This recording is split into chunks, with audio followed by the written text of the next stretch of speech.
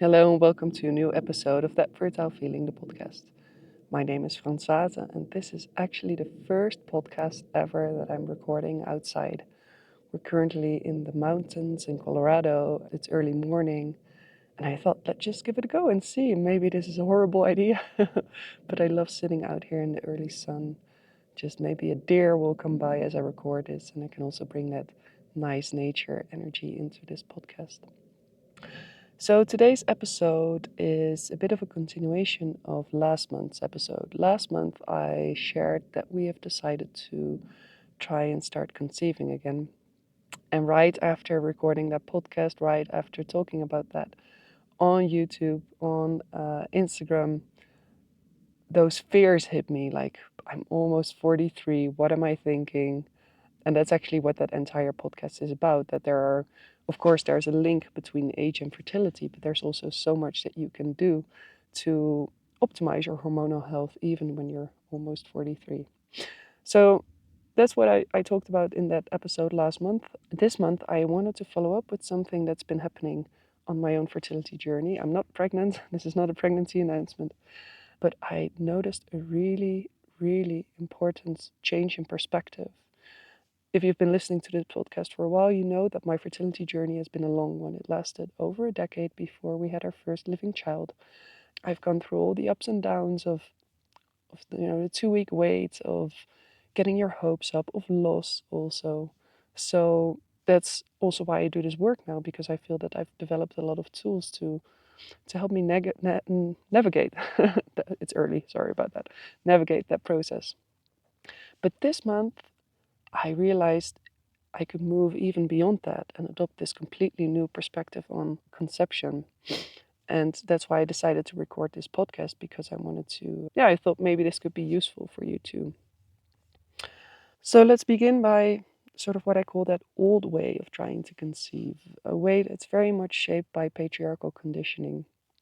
And if you've been listening for a while, you know that a lot of my work revolves around developing a deep relationship with the body, listening to its symptoms as signals, learning to work with the body rather than against it, cultivating like a deep womb connection. And for me, that womb connection has really been a compass, and I use it in so many ways. Like one example I often give my clients is before I give a speech or an important presentation, I always drop into my womb first, connect to my womb power, because I know that will help me ground and that will help me speak from a place of just deep authority. I also do that before I start recording these episodes. I make sure also when I have guests on the episode, we do a meditation first, we drop into the womb space, we feel what it is that we want to share from that deep place of authenticity. We connect to you, to the audience, also feeling like what is it that could help you? What would guide you on your journey, and really set that intention. I use it before I start new projects. There's these practices that I also share in my online programs where I sit with all the fears that might be blocking me, feeling them fully, because only once I've gone through the fears, I can connect to that deep womb energy that will help me create and do my best work. And that's really how my most meaningful work gets created, also. So, all that to say that over the years, I've developed that very attuned, yeah, attitude, or I'm very attuned to the physical state of my womb. And that also, like, if you've been listening for a while, you know that my second pregnancy was a twin pregnancy. And I knew that straight away because I felt implantation happen twice. So the first time, it was actually the day before my embryo transfer. I felt that implantation happening. And then it happened again the day after my embryo transfer. And I was like, uh-oh.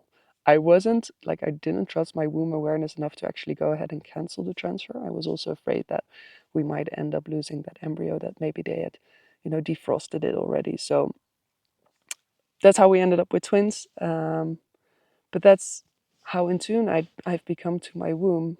And last month, I felt that similar twinge happen. I felt that implantation again. And, and that's where I say I could really see how the journey is different now than before, is that before I would have really, it would have sent me spiraling. And maybe, you're familiar with this feeling too, like negotiating with yourself. Oh, let this happen for me. Let this stick. No, it can't. I'm too old. Yes, it can. I've done all the right things. It's almost like you're trying to convince yourself that this can happen for you. Going to the bathroom and checking for spotting all the time, counting down the days until you can test, holding your breath all the time. It's that, that tension that's there, feeling all of the symptoms and your mood swings, and just going beyond that despair and hope, sometimes, even within the same minute.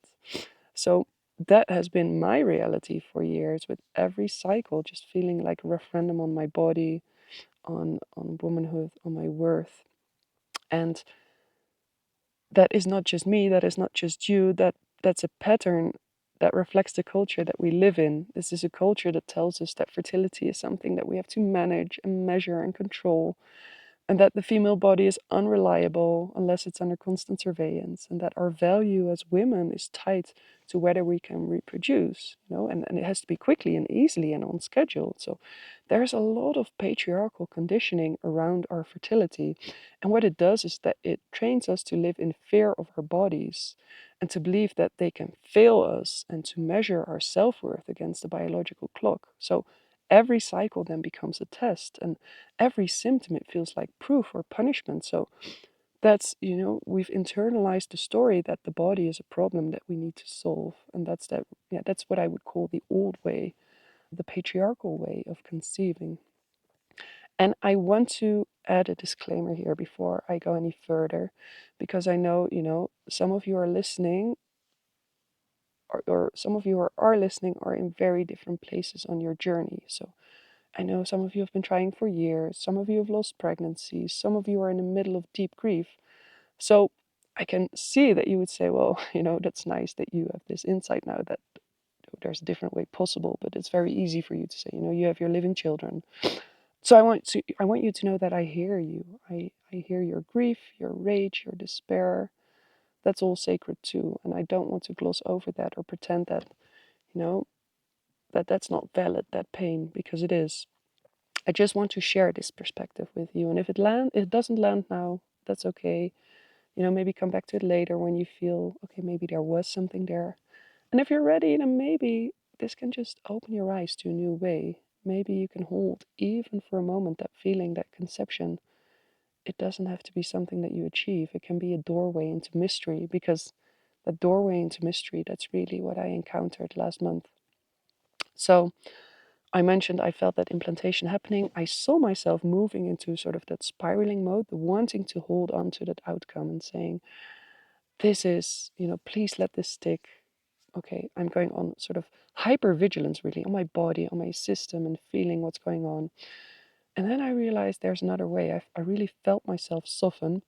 And instead of spiraling into those fears and into that controlling behavior, I realized I could experience that implantation that I felt happening not as a test of my body, not as a test of my worth, but as a glimpse into the sacred mystery of creation itself. And now that shift didn't come from nowhere, right? It's the fruit of years of womb connection, of listening to my body, of practicing presence, of building trust. But it's also the result of actively unlearning, because that old way of patriarchal conditioning, the belief that the womb is a problem, that fertility is a race against time, that a woman's worth hangs onto her ability to produce, underneath that is an even more ancient way. We can return to older, deeper truths. We can unlearn that conditioning and come back to our core there. And those truths, and that's something I go over in my course, The Sovereign Womb, that I developed earlier this year. The truths that existed long before these patriarchal narratives were imposed is that, you know, in ancient traditions, the womb wasn't feared or controlled. It was revered as a portal, a mystery. It was the source of life and consciousness. Because if you think about it, really, the moment conception happens, it's not just that you're creating life, that you're creating a baby. You're creating consciousness. You're creating a soul, really, or a soul comes through you, comes to life, someone's entire being. That is the mystery of life, right? It's not just a biological process. There is awareness that's being created in your womb. So that's what in the ancient cultures was revered as the mystery of life. And that's what I could really connect to last month when I felt that implantation happening and felt like, okay, this is the mystery of life is unfolding now in my body.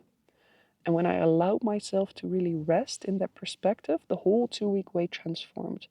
It was about letting go of the outcome and really focusing on the process. In this moment right now, yeah, this sounds a bit woo, maybe, but I'm a sacred vessel, really. There's this mystery. I keep coming back to the word mystery. The mystery is unfolding within me. And as a result, I was so in the present moment, in that this is happening right now, that I wasn't obsessively counting days. I wasn't holding my breath. Even when my bleed came, it surprised me because I wasn't counting days. And I was like, oh, there it is. It wasn't devastation. It was just one of the two sacred endings of this cycle. Because either way, I had lived inside that mystery. So for me, that is the real deconditioning that we can do on our fertility journey, moving from fear and trying to control and grasp that outcome back to that place of reverence and trust. From measuring what's happening in the body to meeting the body, and from really chasing that outcome to savoring presence. And I want to dive a little bit deeper into those ancient traditions because I feel that is why that shift happened for me, is because I created the Sovereign Womb course earlier this year. So I've been reading lots of books about those ancient cultures that revolved around the womb. I've been doing a lot of meditations, guided meditations with mythology, with ancient goddesses. I would go to musea and connect with statues there of the different goddesses, just to sense into what is that different reality. And what I find so beautiful when you look at those ancient cultures, and this is a global thing, like if you go back to 3,000 to 5,000 years BC, you will find, like in every culture around the world, that God wasn't like a man in the sky yet. God was a woman, God was a womb. And we see this everywhere in the earliest cultures across Mesopotamia, Egypt, Greece, even here in Northern Europe, the First Nation. So we've just been traveling through Canada and the United States, and in the First Nation mythology, you see that very strong womb symbology also. So this is really a global thing. And the womb wasn't just seen as fertile soil. It wasn't just, the ability to create life that was revered. The womb was really seen as a portal, as a place, where life begins, but also where endings are held. It's the seed of mystery itself. And if you start looking into it, you find that evidence everywhere still. It's just that it's been ignored over the millennia, I want to say. But if you go back to the earliest sort of statues or figurines that are found, those are usually either animals or women. And we have these very famous Venus figurines. Maybe you're familiar with the Venus of Wallendorf. So those are the images with really round bellies, full hips. The vulva is really emphasized. It's all about that feminine body, not as an object of shame, but as a sacred icon. We find that early worship, sacred worship, took place in caves. The caves also representing this idea of the womb as a place of death and birth, or actually birth, death, and rebirth. That's always the sacred cycle of life. We find so many remnants of this in mythology as well. So many fairy tales are about the descent into the dark well or into the forests, into the underworld, all remnants of the womb space where the deep mysteries of life present themselves. And so these myths, they remind us that the womb was always more than biology. It was understood as a place of creation, of initiation, of transformation, far beyond reproduction. And then patriarchy came, and I go deep into this in my Sovereign Womb course, why that happened, what changes happened on a societal level. But ultimately, the womb was stripped of its mystery and turned into a site of control. And you can see that now, even in conservative movements today, like the first thing they want to do is regulate reproductive rights. That's where you can control that ancient feminine power, control the womb space. And then fertility becomes a duty. Menstrual cycles, they become unclean. God moves from the body into the sky. The body of woman was cast into the shadows. So, when I talk about that twinge of implantation last month and how it became something sacred for me, I see that in this bigger lineage. I wasn't just feeling my body, I was remembering what women have always known, that the womb is not a problem to solve or a test to pass. it is a portal, a place where we can meet that deep mystery of existence. And that's also for you if you have never conceived yet, even if, well, I assume that all of my listeners still have my wombs, but in my women's circles, I always say, even if your womb has been removed, this power is still within you. It doesn't directly link to your ability to procreate. And reconnecting with that power, it can be so healing because it sort of restores what the patriarchy tried to erase, which is your wholeness as a being. So that's why in my sovereign womb course, we work with that mythology, with ancient history, with somatic practices to really tie that all together. Your felt experience of the body with that ancient lineage and with all the conditioning. We're trying to sort of see what conditioning is there and go under that so that you really stop measuring yourself against the narrow timelines of modern medicine and begin to feel the depth really of that lineage to which you belong. And that's really what I want to invite you into. I've mentioned the sovereign womb a couple of times, so I am starting a new cohort on October 12th. And this is a 10-week journey where we reconnect with that ancient womb wisdom through mythology, through somatic practices, through rituals that remind you that you're not broken, that you're already whole. And we explore how the womb was honored long before patriarchy taught us otherwise.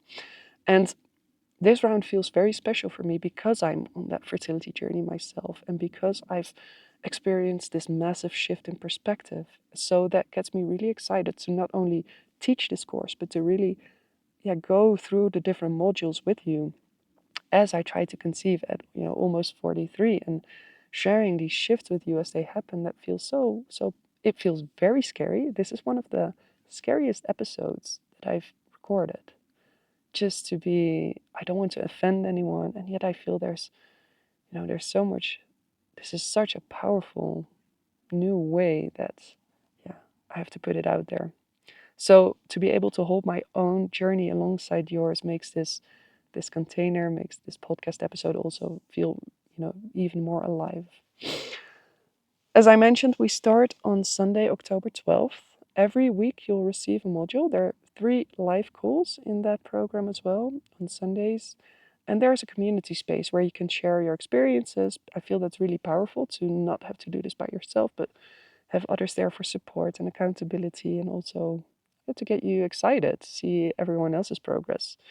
And you can always ask me questions there as well. So I'm available on weekdays. I'm in a different time zone, but I always check in every day to see if there's any questions. So if you sign up before Sunday, October 5th, this Sunday, you can use the code WOMB to get €50 off. So then it will be €249 instead of 300. And you can find all the details at thatfertilefeeling.com/womb. So for me, this perspective, as I mentioned, it's really shifted how I walk through my fertility journey. I'd be honored to share that shift in perspective with you.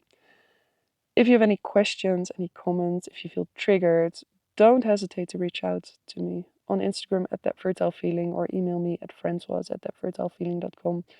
I put out the same call last month. I say, just talk to me. Come, let's make this, let's turn this podcast into a conversation. And people did reach out, and that was so much fun. So I actually really love to hear from you.